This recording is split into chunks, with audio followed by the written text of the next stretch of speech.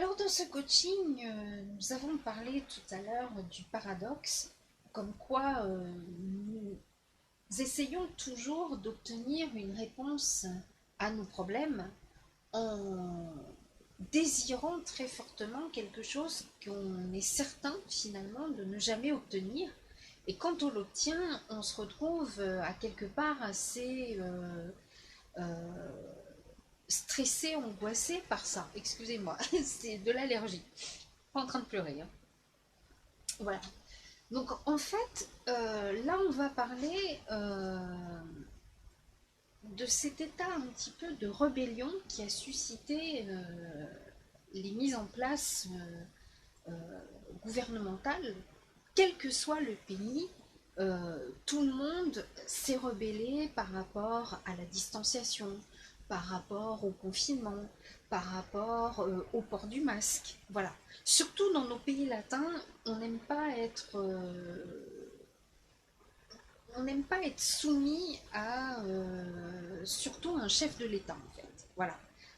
Parce que de toute façon, on est soumis, on est contraint à faire tous nos factures, quel que soit le continent. Ne me dites pas qu'aux États-Unis, il n'y a pas de facture à payer, par exemple. Hein, franchement, ne me dites pas que en Australie ou au Brésil, on rentre dans un magasin, on ressort sans payer. Ça s'appelle du vol partout. Donc, on est soumis quand même, on est contraint de payer nos factures, de payer, voilà, c'est tout à fait normal, sauf dans certains continents, effectivement, bref. Mais on est toujours, on est soumis à quelque chose, même dans les petits villages, dans les populations, les indigènes et tout, il y a le chef de village à qui il faut obéir, bon, bref. Il y a une certaine catégorie de personnes qui, justement, n'apprécient pas d'être comme ça, à qui on impose des choses. Alors, ce sont souvent des personnes euh, qui aiment avoir le dessus sur des personnes un peu plus fragiles, un peu plus faibles, un peu plus jeunes, un peu plus fragiles, oui. Ça va être par exemple des parents qui vont imposer des choses parce que c'est bien, parce qu'ils pensent que c'est bien, mais à partir du moment où c'est gouvernemental, cette catégorie de personnes va vouloir complètement l'opposer. Je vous donne un exemple qui est vraiment très très simple. Est-ce que ça vous viendrait à l'esprit par un temps glacial, mais vraiment un temps glacial, il neige, il gèle, il y a énormément de froid, de vous balader tranquille, les mains dans les poches, en t-shirt, en short et en tongs? Forcément non. Parce que vous savez que vous allez prendre froid, vous savez que vous risquez de choper une pneumonie, vous risquez de mourir. On sait tous que cette désagréable sensation que d'avoir froid, de grelotter, et on ne veut pas vivre ça. C'est pour ça que l'hiver, même s'il neige, même si on sait que c'est pas beau, il y en a qui mettent des bonnets, même si c'est moche, même si on a les cheveux, voilà, parce qu'on a peur d'attraper du mal, parce que voilà, on met l'écharpe tout entourée autour du nez, même si ça gratte avec la laine, même si les chaussettes de ski, ça coince les mollets, on n'est pas bien, on a envie de se gratter toute la journée, c'est pas grave, voilà, parce que on sait que on se protège, voilà. Est-ce que ça vous viendrait à l'idée de courir en plein cagnard sur une plage avec une tenue de ski, par exemple? Voilà, bonnet, gants, écharpe, moon boots, grosses chaussettes de laine, sous 40 degrés. À moins d'avoir un gros problème psychiatrique, je ne le pense pas. Parce que vous avez peur. Vous avez peur de tomber malade, vous avez peur d'avoir une insolation, d'avoir un coup de chaleur, de tomber dans les pommes, voire de mourir. Voilà. Quand on demande aux gens de porter le masque pour protéger l'autre, là tout d'un coup c'est j'ai pas envie. De toute façon le masque ça sert à rien, ça pue, ça gratte, même des boutons, ça me muselle, ça m'entrave à ma liberté de parler, alors que sous le masque, je vous rassure, on peut parler, hein. Vous pouvez téléphoner sans problème à vos copains, vos copines, avec le masque, ça n'empêche pas de parler, et ça n'empêche pas votre interlocuteur d'entendre. On entend peut-être un peu moins bien parce que la voix est un peu voilà, un peu étouffé, mais rassurez-vous, on vous entend très bien. Les chirurgiens, les dentistes, les vétérinaires ne naissent pas avec un gène particulier qui va faire que plus tard, ils vont supporter le port du masque pendant quelque chose de très très très minutieux, une chirurgie à cœur ouvert par exemple, ou une appendicite ou n'importe quoi. Ils ne sont pas prédisposés à porter le masque quand ils viennent au monde et ils n'ont pas une peau dégueulasse, hein, c'est moi qui vous le dis. Voilà, quand j'ai croisé mon dentiste dans la rue, il a une peau tout à fait normale, hein. Voilà, et pourtant le masque, il le porte depuis bien plus longtemps qu'un an. Hein, c'est déjà, il est en activité depuis pas mal d'années, ce monsieur. Donc, voilà, on se plaint toujours de quelque chose qu'on nous impose, enfin certaines personnes, parce que c'est pas vous qui l'avez trouvé. Voilà. Imaginons que vous fassiez vos petites recherches sur Internet et vous tombez sur un site que vous aimez beaucoup, ou un magazine féminin, ou peu importe, où on vous dit qu'il faudrait pour que vos enfants soient plus concentrés à l'école, qu'ils soient moins absents parce que ça tonifie, parce que ceci, parce que cela, il faudrait qu'ils mangent du brocoli au moins une fois par semaine, ou une journée complète de brocoli, matin, midi et soir. Voilà. Parce que c'est votre recherche, parce que c'est votre magazine féminin préféré, euh, vous allez imposer ça à vos gamins. Non mais je te jure, hein, dans le livre Papa, Maman Bio, ils disent que c'est vachement génial, il faut que tu manges des brocolis. Mais maman, j'aime pas faire bobir. Mais c'est pas grave, chérie. Tu files au WC, mais tu mangeras tes brocolis.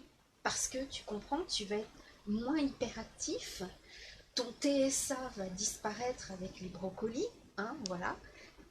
C'est écrit sur Internet. Donc si Internet le dit, c'est qu'il faut le faire. D'accord?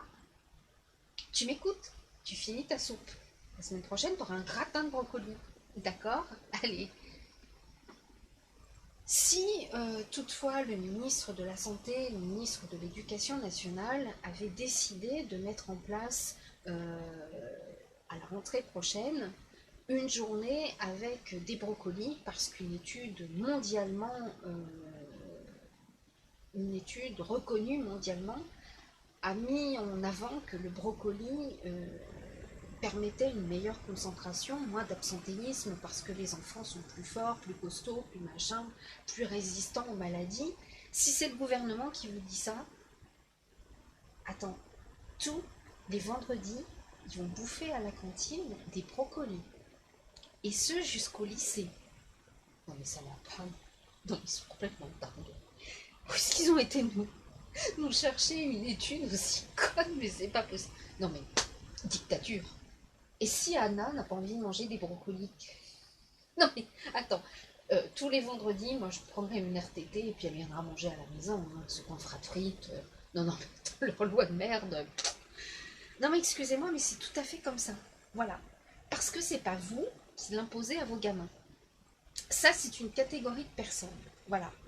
Donc quand on vous demande de porter le masque, avant toute chose, vous pensez à vous, parce que ça vous fait mal derrière vos oreilles, parce que les masques chirurgicaux, parfois il y en a qui sont pas très très bons, parce que voilà, ça gratte, vous n'êtes pas habitué à ça.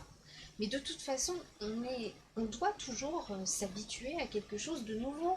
Lorsque au mois d'août, vous avez marché pendant tout un mois en tongs et que soudain vous devez remettre vos escarpins, il vous faut un petit temps d'adaptation, c'est normal.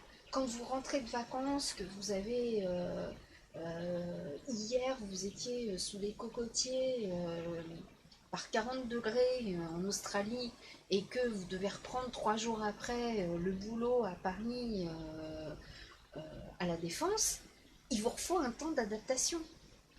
Donc c'est exactement pareil. Dans le port du masque dans les écoles, c'est pas les enfants que ça gêne le plus, c'est les parents. Parce que ça vient pas de leur fête. Le parent qui aurait dit, bon écoute maintenant, Charles-Édouard, tu vas partir à l'école avec un masque, parce que ça va protéger ta maîtresse, ça va te protéger, donc tu reviendras pas non plus à l'école avec tes maladies qui pourraient faire mourir papa-maman, donc tu vas mettre ton masque, et bien là, ça vient de votre fait. Et vous avez imposé ça à votre gosse. Comme vous aimez imposer des choses à votre conjoint, etc. etc. Voilà. Parce qu'on vous le demande. Non mais les pauvres petits, tu te rends compte? Non mais c'est franchement et de la dictature et de la maltraitance, hein.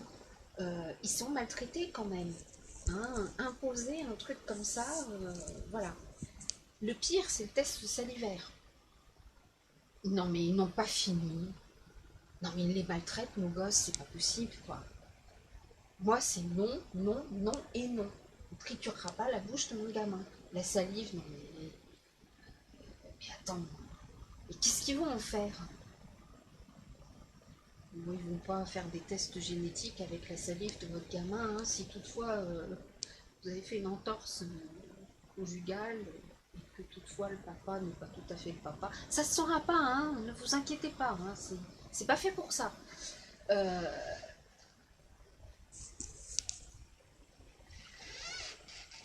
c'est fou parce que dans tous les pays, c'est la même chose. Quand on impose à une certaine catégorie de personnes des choses, tout de suite on s'en prend après le gouvernement, après le roi, après les ministres, après ceci, après cela. Et dans le cas du Covid, enfin de la Covid, c'est exactement pareil. Parce que c'est là qu'on a vu, même si dans un pays il y a eu plus de morts que dans le nôtre, même si dans certains pays, voilà, bah c'est mieux chez eux, parce que c'est toujours mieux ailleurs, hein. Voilà, on en revient à ce qu'on disait tout à l'heure, cette espèce de paradoxe où on veut quelque chose tout en espérant qu'on ne l'obtiendra jamais, quoi, en fait. Voilà. On veut rester avec ses enfants à la maison, on veut rester avec son mari, on veut travailler à la maison, et quand il y a un confinement et du télétravail imposé, oh là là, au secours, comment je vais gérer l'affaire? Voilà. On en rêve, on en rêve, on en rêve, et puis d'un seul coup, voilà. C'est angoissant à un tel point que même dans certaines villes, les hôpitaux psychiatriques ont été pris d'assaut au même titre que les hôpitaux, les urgences à cause de ce virus. Parce que les gens sont... on casse quelque chose dans leur rythme, on casse quelque chose dans leur train-train quotidien, et nous imposer quelque chose qui est nouveau, c'est vraiment quelque chose qui est anxiogène pour certaines personnes, et à un tel point qu'elles risquent même certaines personnes de mettre en danger les autres. Voilà. Euh, vous ne vous sentez pas concerné quand vous mettez le masque. Mais si à un moment donné, vous êtes un petit peu plus faible par un stress, par ceci, par cela, voilà, et qu'un pote a le même état d'esprit que vous, à se dire, moi je suis le plus fort, le plus machin, et de toute façon, j'ai pas envie du tout de porter le masque, il risque aussi de vous mettre en danger. Donc ça, vous allez commencer à y penser. Oh mon pote, attends, tu mets pas le masque? Parce que moi je suis un petit peu fatiguée là en ce moment. Non, non, carte et distance. Par contre, quand c'était vous qui étiez en position de force, je vais bien, je me sens très très bien, et que l'autre était un petit peu plus faible, non mais le masque, moi je ne peux pas parler avec le masque. Non, non, non, bah non, non, non, moi je ne le mettrai pas pour toi, quoi, en fait. C'est presque ça. Et c'est une forme d'égoïsme qui est quand même assez... enfin, je sais pas, c'est comme si vous étiez en train de prendre votre voiture et que vous êtes en train de foncer vraiment à toute allure en vous fichant royalement si un enfant est en train de traverser la rue, si c'est une petite grand-mère, si c'est peut-être éventuellement votre mère qui est en train de traverser la rue, vous vous en fichez royalement parce que vous avez envie de donner un grand coup d'accélérateur. C'est exactement pareil, c'est-à-dire que vous mettez votre vie en danger parce que vous pouvez vous planter, mais vous pouvez aussi écraser quelqu'un. Et là, on en est exactement au même point. Voilà. Donc si vous êtes suicidaire, ça vous regarde, mais ne mettez pas les autres en danger. Voilà. Euh, Il y a plein de lois comme ça qui sont passées et auxquelles on doit malheureusement se soumettre. Et puis, quand on était petit, on avait des couches qui étaient imposées par nos parents. Alors les couches lavables, je vous dis pas, c'est l'horreur parce que ça n'absorbe pas autant que les couches jetables. Donc on baigne dans la pisse, c'est c'est vraiment, ça perce de partout. Moi, je l'en ai mis à mon fils un petit peu, mais vraiment sur la toute fin, quand il était quasiment propre. Et c'est pas du tout, c'est pas plus écologique et c'est pas plus non plus dans le respect de l'enfant. Quand vous mettez des couches jetables, c'est pareil. Vous imposez à votre gamin de faire une réaction chimique entre son urine et le blanchiment en chlore de certaines couches. Donc c'est pareil, on impose ça, et on nous a imposé ça de génération en génération de génération. Voilà. Et un jour ou l'autre, on nous a imposé de retirer cette couche, passer sur le pot pour être le plus vite possible propre, pour aller à l'école qu'on nous impose.